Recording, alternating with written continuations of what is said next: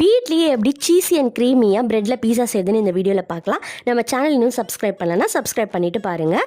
First sauce ready பண்ணிக்கலாம். 2 பெரிய தக்காளி, 6-7 பல்லு பூண்டை ஒரு ஆவி போட்டுட்டு தக்காளியோட ஸ்கின்னை ரிமூவ் பண்ணிவிட்டு நல்லா ஃபைன் பேஸ்ட்டாக அரைச்சி எடுத்துக்கணும்.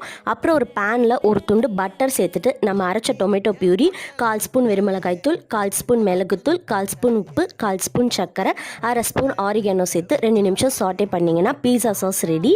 சாண்ட்விச் ப்ரெட்டில் பீஸா ட்ரை பண்ணுங்கள், சூப்பராக வரும். அதுக்கப்புறம் நம்ம ரெடி பண்ணி வச்சுருக்க pizza sauce, toppings, mozzarella cheese நான் இன்றைக்கி யூஸ் பண்ணேன், எல்லாமே ரெடி பண்ணிவிட்டு 1/2 ஸ்பூன் பட்டர் சேர்த்துட்டு நம்ம ரெடி பண்ணியிருக்க பீஸாவை அதில் வச்சுட்டு 2 ஸ்பூன் தண்ணியை அப்படியே தோசையில் போடுற மாதிரி ப்ரெட்டை சுற்றி ஊற்றிக்கிட்டு மூடிடணும்.